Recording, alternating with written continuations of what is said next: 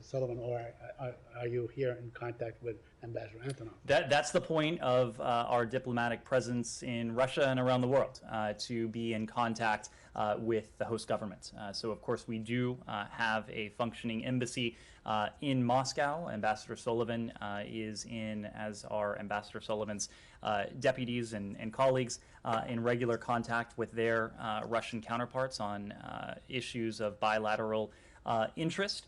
We have spoken not only in recent months, but throughout the course of this administration about the unfortunate actions that the Russian Federation has taken to limit our diplomatic presence on the ground in Russia. What we seek is parity in terms of the level of diplomatic staffing that we are able to have in our embassy in Russia, our embassy in Moscow, and what the Russians have here in the United States. We believe that the diplomatic relationship, the ability to communicate clearly, effectively, and oftentimes frankly, is important in all times, but it's especially important in times of increased tension and in the case of Russia's aggression against Ukraine in the case of conflict. Yes, Jenny. The ICC Prosecutor General is on the ground in Ukraine right now. I know you mentioned repeatedly that the U.S. is supporting international mechanisms. Is the U.S. sharing information with the ICC on potential war crimes? And then can you just clarify, is the U.S. doing its own assessment of whether atrocities like genocide and war crimes have taken place in Ukraine? Let me start with that second question, which I appreciate because I believe there is a misimpression about the process that is involved here. I think specifically there's a misimpression that the department would require a demand signal or an order from on high to undertake a careful review of what is transpiring on the ground in Ukraine.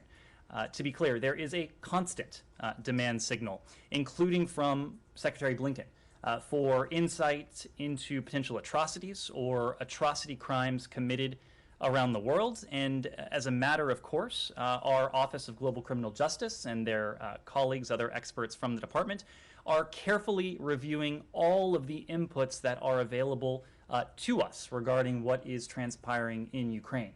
That includes very public data points that all of us have seen across our television screens, that we've read in newspaper, but it also includes details gleaned from intelligence reporting as well. As we've said, and this gets to the first part of your question, our priority at the moment is pursuing accountability for atrocity crimes. And we're supporting the efforts of various accountability mechanisms, including the efforts of the Ukrainian Prosecutor General, whose work we have assisted since long before Russia's current military campaign in Ukraine began. We've been assisting this work for the better part of a decade now. As you may know, and I mentioned this yesterday, our Ambassador at Large for Global Criminal Justice, Beth Van Schaack, is going to have an engagement. She's going to engage virtually with her with the Ukrainian Prosecutor General, who is leading an effort when it comes to criminal accountability for what has already transpired in Ukraine. That will take place tomorrow. But let me hasten to add that same broader process, the process to collect, analyze, share, document evidence of atrocities and potential atrocity crimes, is the very same one that could ultimately inform other potential atrocity crime determinations, including the atrocity crime of genocide. As you know, the department has already assessed that members of Russia's forces have committed war crimes, one of the three forms of atrocity crimes, another atrocity crime. There is, just to reiterate, a constant demand signal in this building for that work for a few reasons. It helps us shine a spotlight on these atrocities. It helps us bring the world together in our diplomatic campaign in support of our Ukrainian partners and in the diplomatic campaign to hold Russia to account and to craft our public messaging, how we speak about what is transpiring in Ukraine.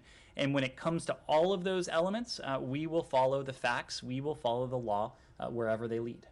Yes. So, sorry, just to sure. clarify, are you currently sharing information with the ICC given that the U.S. is not a party? So we are, in the first instance, supporting the work of the Ukrainian Prosecutor General because there is a very clear jurisdiction in terms of her work for potentially holding war criminals, in this case, accountable for the atrocity crimes they have committed. We are consulting very closely with allies and partners about potential other accountability mechanisms.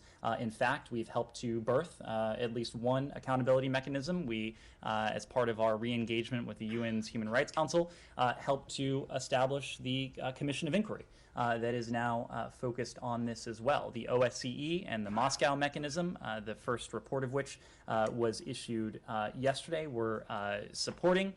But when it comes to the ICC, we know that the ICC is one potential venue for accountability. We have cooperated with the ICC in the past. I believe I mentioned this yesterday, that within recent days, the trial of a former Janjaweed commander has begun at The Hague under the auspices of the ICC. That individual is being tried in part based upon evidence that the Department of State ourselves collected for his role in the genocidal campaign that the Omar al-Bashir regime carried out a number of years ago. But we are consulting very closely with allies and partners with an eye, first and foremost, to the mechanisms and to the jurisdictions that will help us see that ultimate goal of accountability achieved. Yes? Thank you, Mr. Price. Good opportunity for me. I have 3 questions. Good to see you. Number one, thank you. Number one, the Taliban still continue their policy toward Afghan girls not allowed to go to school. What will be the next consequence from the State Department? Number two, the people who approve for SIV visa still they have some problem because they have children over 21 or 22 years old. They have problem, they cannot travel without their kids. And number three, the people who applied for the SIV visa after September 10, they didn't get any response from the State Department. And also the last question, some Afghan former soldiers disappearing from the Taliban jail. Nobody knows where they are. Of course, some people think that they get killed by the Taliban. And Afghan people think that United States forgot Afghan people and all attention goes to the Ukraine. I don't know. Well, nothing could be further from the truth, as you know. We have continued to stand by the people of Afghanistan in terms of our humanitarian leadership and the contributions that we have made, including in recent days, to the humanitarian needs of the Afghan people, but also in terms of what we're doing diplomatically on the world stage together with our allies and partners. And you raised the issue of girls' education and the egregious decision last month, March 23rd, what was supposed to be the first day of the school year for school children, including girls across the country, turned into a day of horrible disappointment and despair for millions of Afghans, with the Taliban's very regrettable decision not to allow girls to return to secondary school. In doing so, the Taliban reversed commitments that they had made very publicly and commitments that we had discussed with them privately as well. Their decision, as I mentioned before, it was a deeply disappointing one. It was in some ways an inexplicable reversal of the commitments that they had made to their own people. We've made the point previously that education is not only a human right, but it is indispensable to the success of any particular country. Holding back more than half of any country's population is not a recipe for success for Afghanistan or anywhere else around the world. No country can succeed economically, no country can succeed politically, no country can succeed on any basis when half of its population, or more than half of its population, is unable to go to school, ultimately unable to join the workforce. Together with our partners in the international community, we have been working for some time, and we continue to work to support education in Afghanistan, expecting that schools last month would have opened for all. We have called on the Taliban to overcome whatever impediments exist to implementing the commitments they've made, to honor the commitments they've made to their own people each day that Afghanistan secondary schools remain closed to girls. Is another missed day of school, another missed opportunity, not only for the girls of Afghanistan, but for the people and the country of Afghanistan. The Deputy Secretary, Tom West, our special representative for Afghanistan, our special envoy for Afghan women, girls, and human rights, Rina Amiri, our chargé d'affaires, who's now based in Doha. They have all decried this decision on the part of the Taliban. We've also done so in coordination with many of our close partners around the world. Shortly after the Taliban announced this decision, we released a joint statement with our counterparts in Canada, in France, Germany, Italy, Japan, Norway, the UK, and the High Representative of the European Union, all condemning the decision on the part of the Taliban not to reopen secondary schools. The Organization of Islamic Cooperation similarly put out a statement, as well as female foreign ministers from at least 16 countries around the world, from Albania to Tonga in the UK. This was a topic of discussion during the extended troika that Tom West attended late last month in Tunchi, China. And we have been very clear that if this decision is not reversed, and if it's not reversed promptly, it will hold significant, serious implications for our ability to engage with the Taliban and the Taliban's desire to have better relations not only with the United States, but with the international community. Yes? On Taiwan, several U.S. senators arrived to Taiwan today. Do you have anything on that first of all, and then second of all, was the State Department given a heads up before their visit? What is the message U.S. is sending to Taiwan and China? Thank you. I don't have a comment on the congressional delegation. I would need to refer you to the members of Congress. The State Department does assist members of Congress as a routine matter, oftentimes when they travel overseas. But for comment on this particular visit, I would need to refer you to those members' site. And also, earlier in April, Deputy Secretary McKeon met with the WHO Director General, and Taiwan's participation of WHO was discussed. How hopeful is the United States that Taiwan will be invited as an observer to the World Health Assembly in May? Thank you. Well, it's something that we support, that we have consistently supported. We believe that Taiwan, consistent with its status, should have meaningful participation in international organizations. So it's something that we'll continue to support, Saeed. Thank you. I have a couple of questions on the Palestinian issue. First of all, I want to note that the Palestinian Affairs Unit Chief, George Knowles, spoke to the family of Ghadir Sabtin yesterday to express your condolences to the family and demand investigations. Does that mean there's a marked change? I mean, you've never done that before. Do you have evidence that this was done in a cold-blooded fashion, for instance? And she was a mother of 5, she's partially blind and so on. I don't have any additional information for you on that. As you know, our officials on the ground do often engage with Israelis, with Palestinians, but I don't have anything to read out from any particular engagement. Okay. I have 2 other questions. The Israeli Times of Israel newspaper reported that the U.S. aims to fold Palestinians into an expanded cooperation between Israel and Arab states. How do you envision this happening? Well, Saeed, you saw the Negev ministerial that Secretary Blinken attended with several of his counterparts from Israel and the Arab world.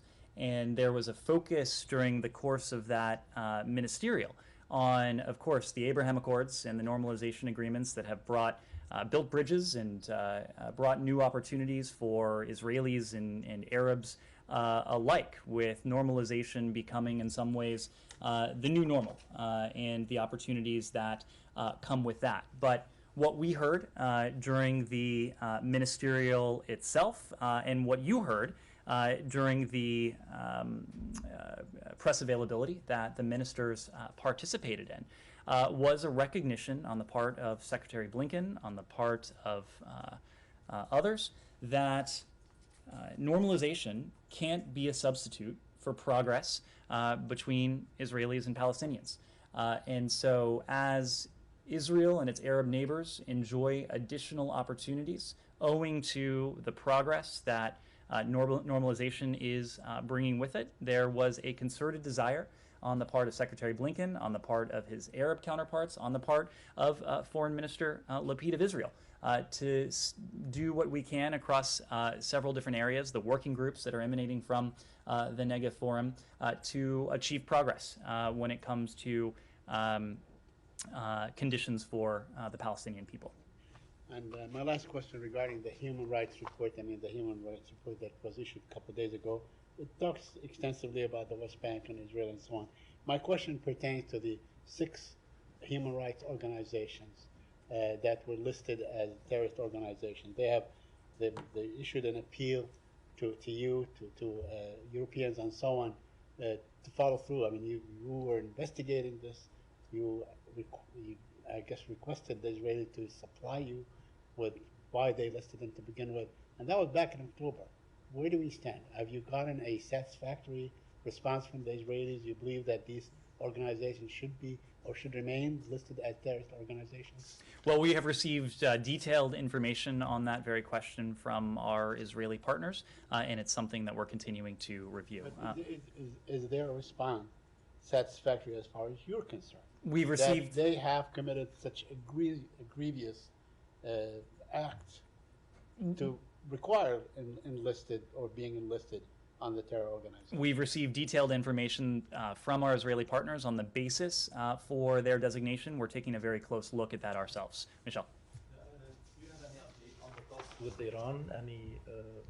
Any new session in Vienna soon? And did the U.S. freeze any money for Iran, or do you know of any of your allies that unfrozen any amount? All of our sanctions remain in effect, and all of our sanctions will remain in effect until and unless we're able to achieve a mutual return to compliance with the JCPOA.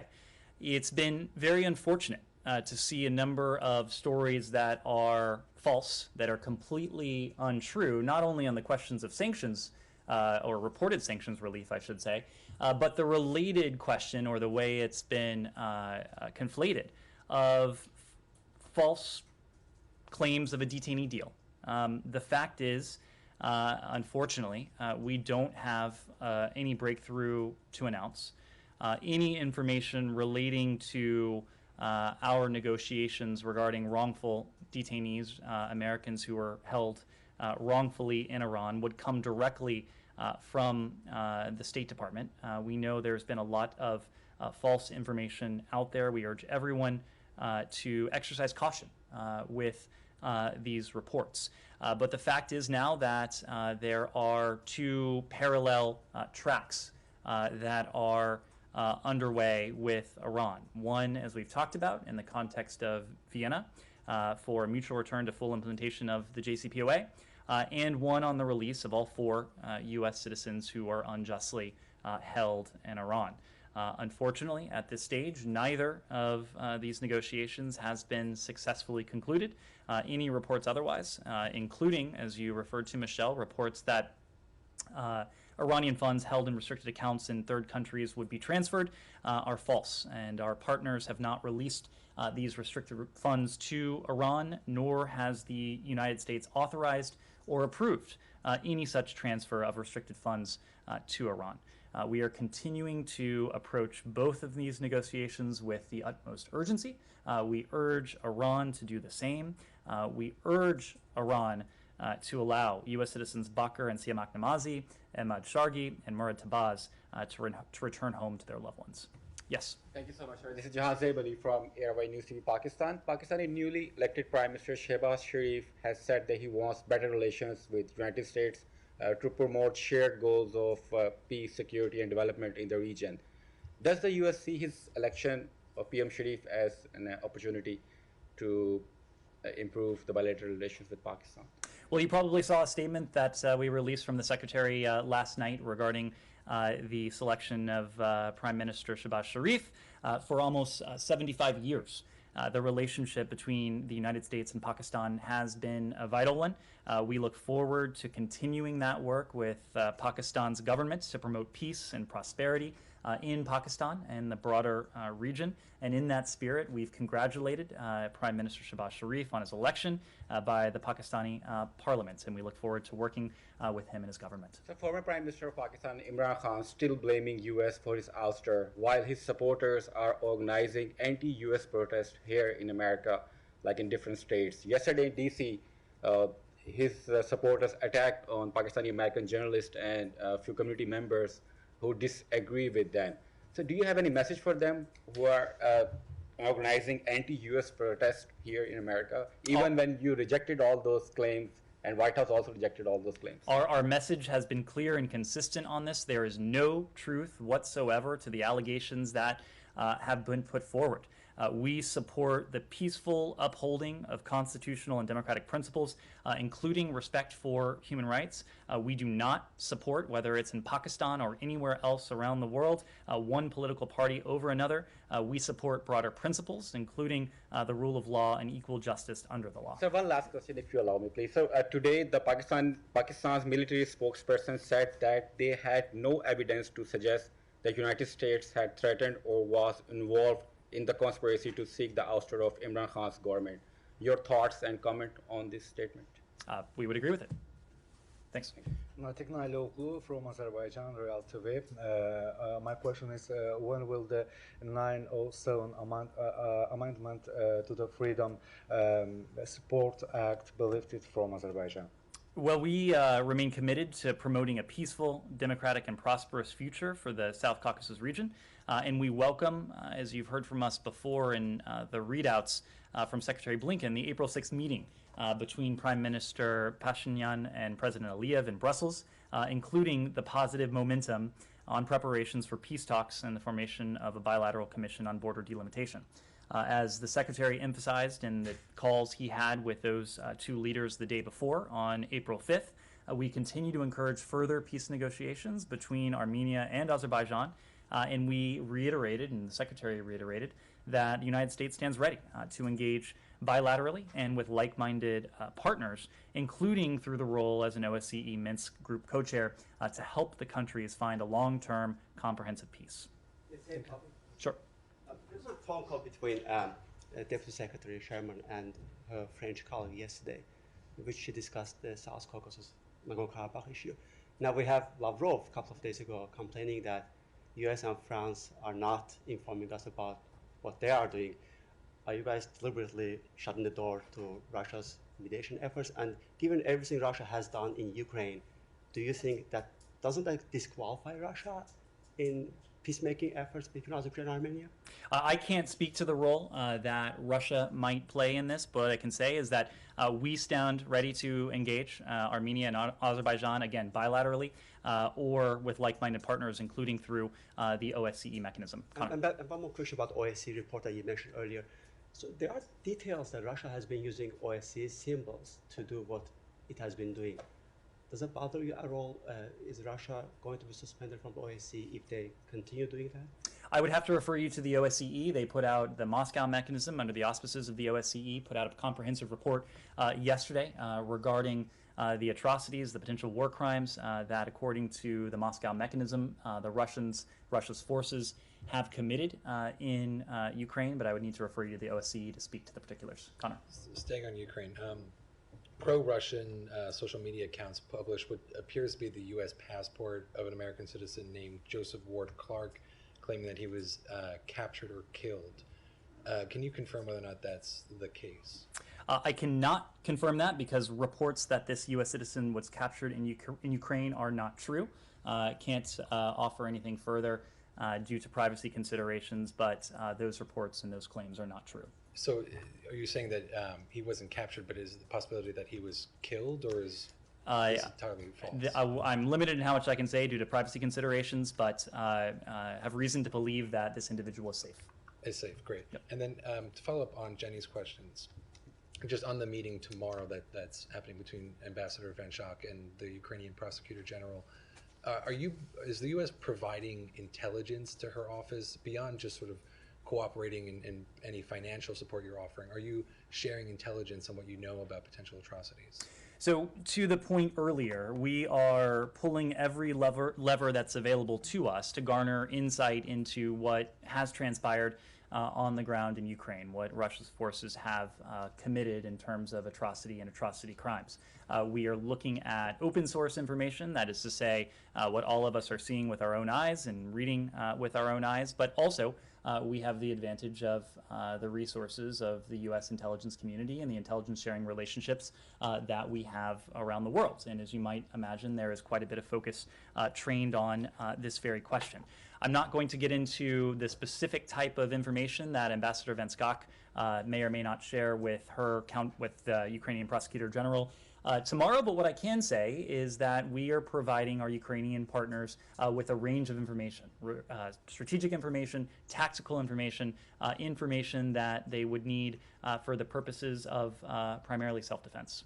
So not on the ship Moskva. Sorry, I'm sorry. It's not for documenting atrocities. It's more for the battlefield. I'm just not in a position to detail specifically what Ambassador Van Schaak may provide in that regard. But when it comes to our work here at the department, we are taking a close look at everything that is available to us. And our goal and what we are doing is documenting, analyzing, preserving, and yes, sharing that evidence. And in the first instance, we're sharing it with Ukrainian Prosecutor General. And just one more on this then. Ambassador Van Schaak and Ambassador Carpenter have both said that all options are on the table, including in terms of the question that Jenny had about the ICC. But does that include the U.S., this administration, potentially joining the ICC and signing the Rome Statute, or is that out of the question? I don't believe that is what's being referenced here. What's being referenced here is the ICC is a potential venue for accountability for Russian war criminals. Yes. I wanted to. Thank you for the opportunity. Sure. My name is Boris Kanchev from Macedonian Information Agency. I have just a couple of questions. Quick, it's about the EU integration process in the Western Balkans. You know, we know actually that Bulgaria is blocking the process 2 years now, almost 2 years now, by vetoing North Macedonia's opening of the accession talks with the EU. So my question is are US supporting the process to be untied, because Albanian Prime Minister recently met with the German Chancellor, and they said that, I guess Albanian Prime Minister said that they might start the negotiation process with the EU besides Macedonia, and Macedonia to be left behind, blocked by Bulgaria. So this is my first question. The second question is, what is the United States doing to convince Bulgaria to lift its veto on North Macedonia, to open the accession talks with the EU, having in mind the widespread Russian influence on the Balkans? Thank you. So for these questions, I would need to refer you to the countries in question and to the EU. We have bilateral partnerships with all of the countries in question, as well as with the EU, but those countries are best positioned to speak to it. Yes. I have two questions on North Korea. First is the U.S. Treasury imposed another sanction on North Korea today, but yesterday the North Korean regime opened a luxury housing complex in Pyongyang. So do you see this as evidence that there are many loopholes in North Korean sanctions enough to that North Koreans can build luxury houses in their capital? And my second question is, the department announced that Special Representative for DPRK, Ambassador Sung Kim, and the Deputy Representative Dr. Jung Bak will travel to Seoul. And so can you share about how they will address the concerns that North Korea can test another ICBM or resume nuclear tests soon? So on the second part of your question, we did announce today that Sung Kim, our special envoy for the DPRK, and his deputy, Dr. Jung Pak, will travel to Seoul later this month. They don't leave for several days. They'll be there from April 18th through the 22nd. And during this trip, they'll have an opportunity to meet with their counterparts, other senior ROK officials, to discuss the situation on the Korean Peninsula, including the international community's response to the recent ICBM launches. This is part of a regular engagement that our special envoy has with his South Korean counterparts. It's also part of the regular engagement and similar to the regular engagement that he has with our Japanese counterparts as well. And if I'm not mistaken, the special envoy had a phone conversation with his Japanese counterpart just yesterday, because we believe in the indispensability of working closely in the first instance with our Japanese and South Korean allies on the challenge posed by North Korea's ballistic missile and nuclear weapons program, but also trilaterally. And we have had recent opportunity to engage trilaterally with these two important allies, including with Secretary Blinken, met with his counterparts in Honolulu late last year to discuss the DPRK. To your question about reports of potential planning on the part of the DPRK, I'm not in a position to speak to those reports, to confirm or to speak to any intelligence. But what I can say, and what we know, is that the DPRK in the past has used the occasion of holidays and other notable occasions within the DPRK to engage in provocations. So, of course, we're closely watching for that possibility. Yes? Sure. When Ambassador Sung Kim is in South Korea, is he planning to meet DPRK officials in the region? I'm not aware of any plans to meet DPRK officials. He's there to meet with his South Korean counterparts. Thank you. Yes. I wanted to follow up on an earlier question. Is there any change in how the U.S. views Finland and Sweden potentially joining NATO given Russia's threat today? There is no change, because we believe that NATO's open door is an open door. And it is up to the NATO alliance to determine, and only the NATO alliance, to determine what its membership looks like. As you know, there is a set of criteria that any aspirant country would need to satisfy, would need to answer for before it would be in a position to join the alliance. That ultimately is a question for that aspirant country and NATO's 30 allied members. Sure. Discussions going on between Finland and Sweden and state about providing any sort of security in an interim period between application and accession to NATO? Well, this is something that the NATO Secretary General spoke to when we were in Brussels last week. He said, when he was asked, quote, "I'm certain that we will find ways to address concerns they may have regarding the period between the potential application and the final ratifications." I'd refer you to his comments on that. So no plans for any bilateral security agreements or anything between the U.S. and either of those We have Sweden and Finland are already close NATO partners. Of course, they are close partners bilaterally of the United States as well, but I don't have anything to add beyond what the Secretary General said. Daphne. If I could follow up as well, regardless of Medvedev's comments, and he's still quite close to Putin, but the Kremlin has also described this as something that would not bring stability to Europe. Is the United States concerned that Sweden and Finland's addition to NATO could prompt Russia to escalate? Without speaking to any countries in particular, we would not be concerned that the expansion of a defensive alliance would do anything other than promote stability on the European continent. Now, of course, any aspirant countries would have to meet the criteria that's spelled out in NATO's charter, would have to receive consent from the alliance itself. But again, NATO is a defensive alliance that is there to defend and to fortify, and NATO would not be a threat to anyone who is not attacking NATO. Can you comment on the ship, the battleship, Russian battleship Moskva, that was allegedly struck by a Ukrainian missile, or do you have any other information that you could share with us? I don't have any information beyond what you've heard from the Department of Defense. The Department of Defense, as I understand it this morning, confirmed that there appears to have been an explosion on board, but I don't have any further details to offer. Can I ask you a question on the genocide aspect? Do you think that in the long term, the frequent use or the repeated use of terms like war crimes or genocide would vitiate, the enormity of such a thing. When one talks about genocide, Rwanda comes to mind, or something that are really horrendous. Do you believe that keep repeating this thing, as we have seen in the last few days, ultimately is not good in terms of the lessen the enormity of such events? Saeed, we've repeated the term war crimes because Russia's forces are committing war crimes in Ukraine. That is the assessment of this department, that Russia's forces have engaged in war crimes.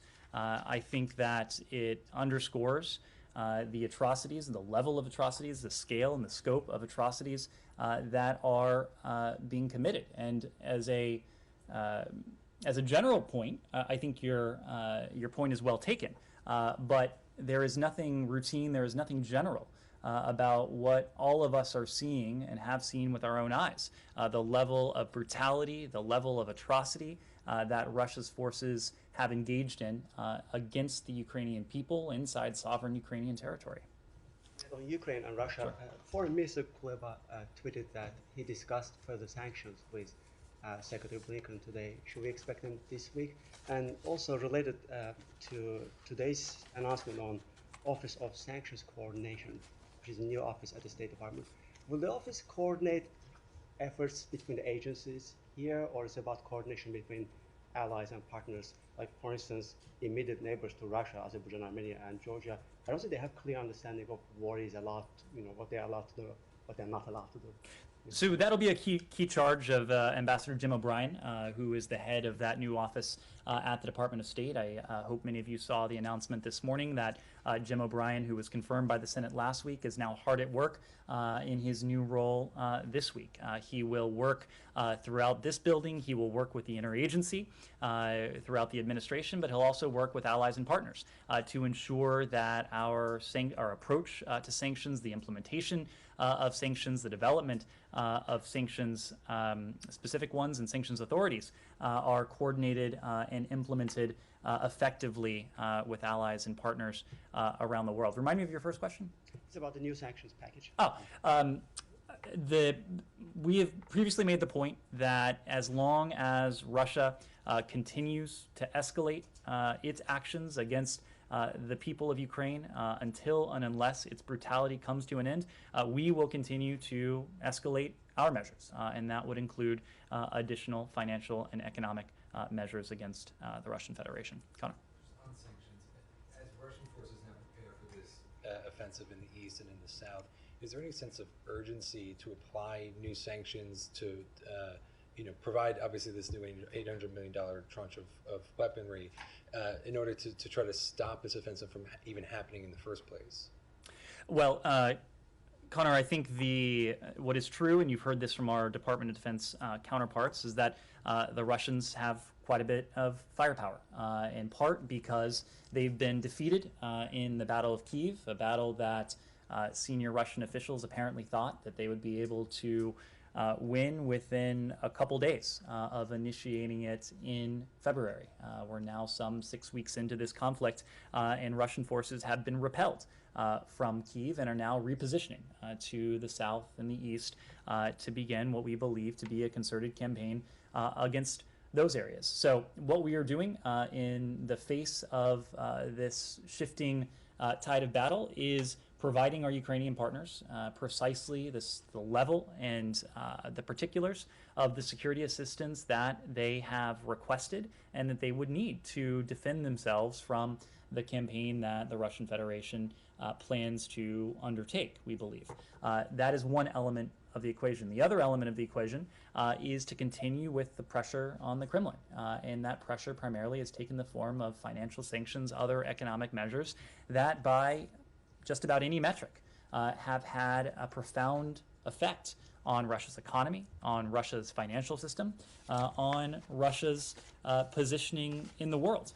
You take a look at the economic toll of this. And because of the coordinated sanctions and other economic measures, Russia's economy is forecast by most estimates to contract by some 15% over the course of this year. Some 30 years of economic integration have been wiped out in the course of the past 5 or 6 weeks. 600 companies, multinational companies, have already been forced, have already chosen to leave the Russian marketplace. That the pinch, the hurt of that will only compound over time as inventories continue to be depleted with nothing there to replenish them. Inflation is at some 15%. The Russian Federation, the Kremlin, has been forced to employ draconian and drastic measures to artificially prop up its ruble and to keep its stock market afloat artificially. So Putin is facing a strategic defeat on the military front, on the economic front, as we've just talked about. Politically, President Putin is a pariah. His country is isolated. Diplomatically, you can measure that in terms of the votes we've seen at the UN, of the condemnation that is raining down on Russia from all corners of the globe. His cronies face international sanction. Their assets are being seized. They're not able to travel. But also strategically, and you take a look at the strategic implications of what has already been borne by the Kremlin. Putin, I think, and this goes to the question we were just discussing about NATO, but the fact is, as the Secretary likes to say, that President Putin has precipitated just about everything he has sought to prevent. That, of course, has been the case during this invasion of Ukraine, but this goes back over the course of the better part of a decade. Starting in 2014, when the European Reassurance Initiative began, when the United States began to increase our investments in the European continent. NATO is more united, more determined, more purposeful than it has been really since any time since the end of the Cold War. And President Putin faces an international community that is arrayed against him in a way that it never has been before. So whenever this ends, however this ends, Russia, we already know, will be weaker, it will be enfeebled, it will have endured a strategic defeat. And we can already see elements of that, the military elements, the political elements, the economic elements, but also the strategic elements. But it doesn't seem to be stopping this coming offensive now. And my question is there anything economically, in terms of the sanctions, that you were preparing that you think could have that effect, or you think this offensive is going ahead either way? When President Putin made the decision to go into Ukraine, he did so knowing, because we were very vocal, both in public and in private, about the severe consequences that would befall his economy, his financial system, his government, were he to make that choice. President Putin has prioritized this military campaign in Ukraine over just about everything else in Russian society. So what we're focused on now is providing our Ukrainian partners with the security assistance, the level and the specifics of precisely what they will need to continue defending themselves effectively, and doing, together with our partners and allies, everything we can to further diminish the economic, the political, the strategic standing of the Russian Federation. We've already done that to good effect. Final question or so, Jenny? Given that a number of officials in this administration have said this next phase of the conflict could be months and months long, what conversations is the State Department having about sustaining this high level of support over the course of many months, given there could even be like supply chain issues, for example, or just logistical problems? How are you planning around that? So we have been, I think, heartened, if not at all surprised, by the level of consensus and near unanimity in the international community. And really what is at the core of that consensus, number one, the efforts that the United States has put into this, not over the course of the past 6 weeks, but almost over the course of 6 months now. This was a campaign that started for us last year. Even then, it was a campaign that was built on the first year of this administration, that was predicated on rebuilding, on repairing, on revitalizing the systems of alliances and partnerships, those very systems of alliances and partnerships that have been so very critical to our ability to stand up to Russia and to stand for what our Ukrainian partners are fighting to defend. I think the world has continued to be shocked by the level of atrocity, the level of violence, the level of brutality that Russia's forces have engaged in against the Ukrainian people. I think that will necessarily maintain this level of consensus within the international community.